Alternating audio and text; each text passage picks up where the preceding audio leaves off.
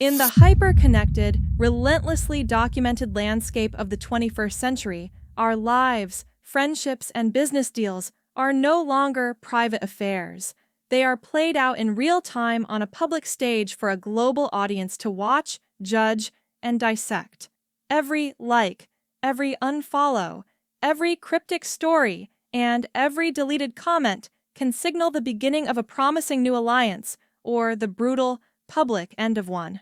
In this high-stakes digital world, loyalty has become a fragile, almost fleeting currency, and betrayal, in its many forms, has transformed into a bizarre and captivating form of public entertainment. We've seen it happen time and time again, but a recent series of high-profile, catastrophic implosions have exposed just how deeply treacherous the digital age can be for those who live in its spotlight. We are witnessing a new era of conflict, where personal fallouts have professional consequences, and business disputes become personal vendettas. From best friends who once built an empire together, turning into strategic enemies overnight, to trusted business partners suing each other for hundreds of millions of dollars over broken promises, to artistic rivalries that devolve into dark, deeply personal attacks that leave careers and reputations hanging in the balance. Tonight, we are not just looking at isolated incidents of drama. We are exploring the modern anatomy of betrayal itself.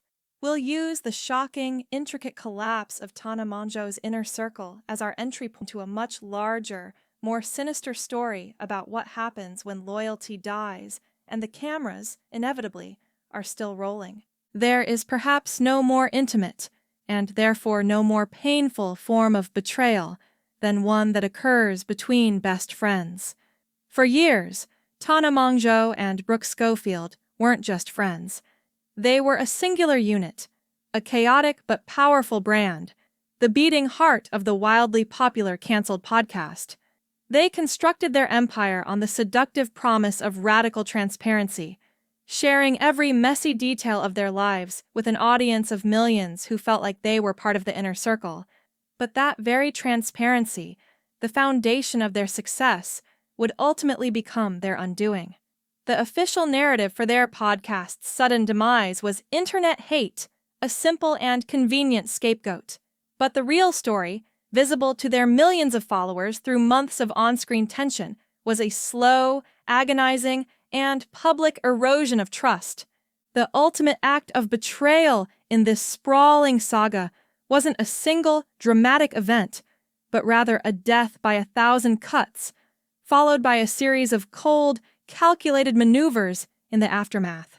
The most chilling and strategically significant move was the hyper-public alignment of TANA's longtime best friend, Paige Lorenzi, with Brooke's recently fired and emotionally devastated ex-best friend, BB. This wasn't just a new friendship blossoming organically, it was a public spectacle, a carefully curated performance of shifting loyalties. The constant stream of TikToks and Instagram stories was a declaration of a new world order, a realignment of power designed to systematically and publicly isolate Brooke, solidifying a new, impenetrable inner circle around TANA. This sequence of events demonstrated a brutal and fundamental truth of the modern influencer world. When a friendship ends, it is never a private affair. It is a public corporate restructuring where allies are chosen like players in a high-stakes draft, and the person left standing alone is, by default, the declared loser. TANA's public claims of neutrality amidst the ensuing chaos only added another layer of fascinating intrigue. By positioning herself as being above the drama, she managed to control the narrative without getting her hands dirty, a move that many online commentators saw as the ultimate power play. The entire fallout serves as a textbook example of how, in the digital age, the end of a friendship isn't just an emotional loss. It's a brutal public relations war, and every move is strategic. This insidious pattern of broken trust and strategic abandonment is not confined to the realm of personal relationships. In fact, when the intoxicating elements of money, power, and influence are added to the mix, the betrayals can become even more profound and catastrophic. The same dynamics we witness in public friendship fallouts, broken promises, shifting allegiances, public accusations, and battles for narrative control are amplified tenfold in the cutthroat world of influencer business. In this ecosystem, the line between a friend and a business partner is dangerously, often intentionally, blurred. When that line is inevitably crossed and the relationship sours, the consequences are not just measured in hurt feelings, but in millions of dollars and shattered careers. This leads us directly to our second case study, a story of alleged professional betrayal that rocked the creator economy to its very core and served as a wake-up call for an entire industry.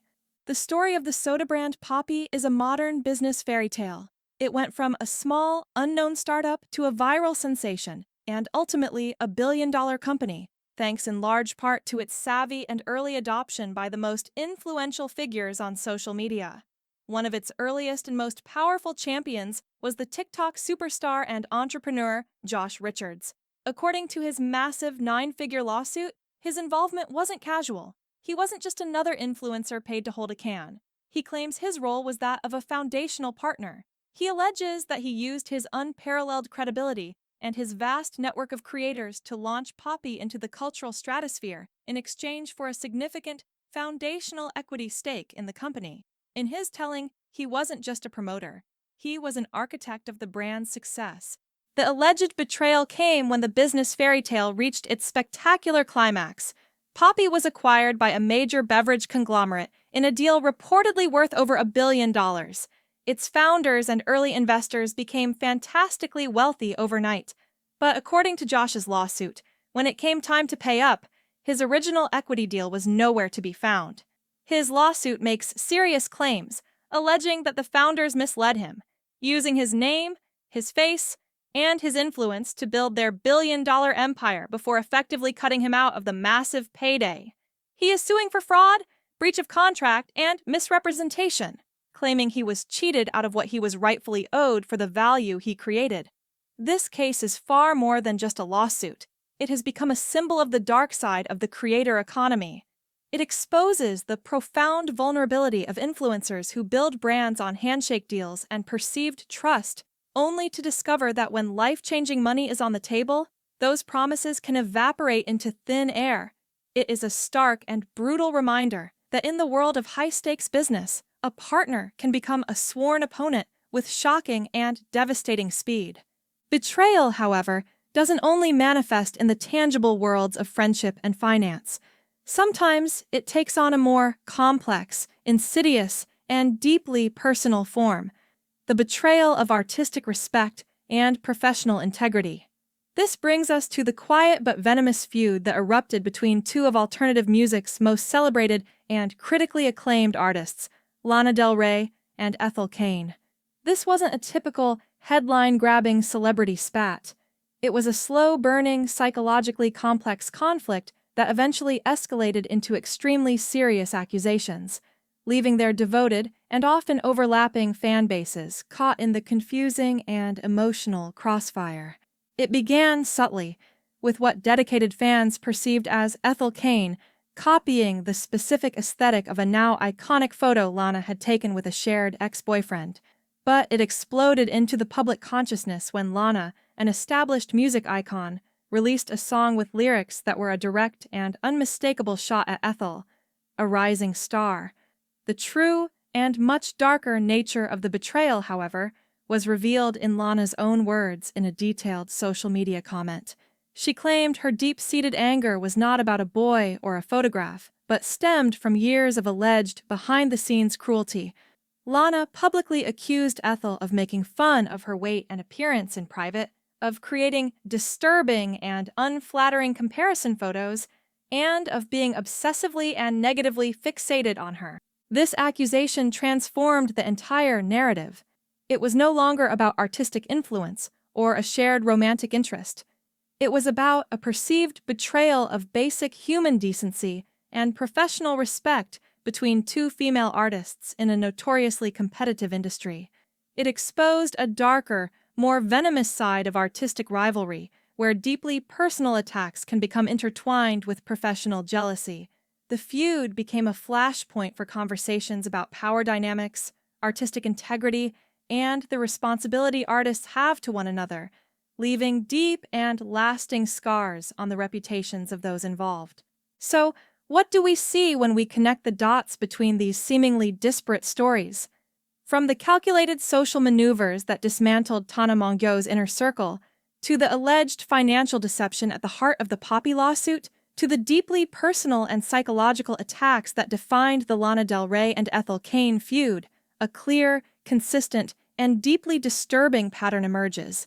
The digital age has not invented the concept of betrayal, but it has undeniably amplified it, weaponized it, and turned it into a bizarre new form of spectator sport. The very platforms that promise to connect us also provide the perfect stage for our most dramatic and public collapses. The constant, relentless pressure to maintain a brand, to secure wealth, and to stay relevant in a ferociously competitive world appears to be pushing the very concept of loyalty to its breaking point. The lesson from these stories is a sobering and perhaps cynical one. In a world where every relationship is a potential collaboration, every interaction is a networking opportunity, and every conflict is potential viral content, the idea of unwavering, unconditional trust might just be the most outdated and naive concept of all. And the high price of that dark new reality is something we, as a culture, are all still learning to calculate.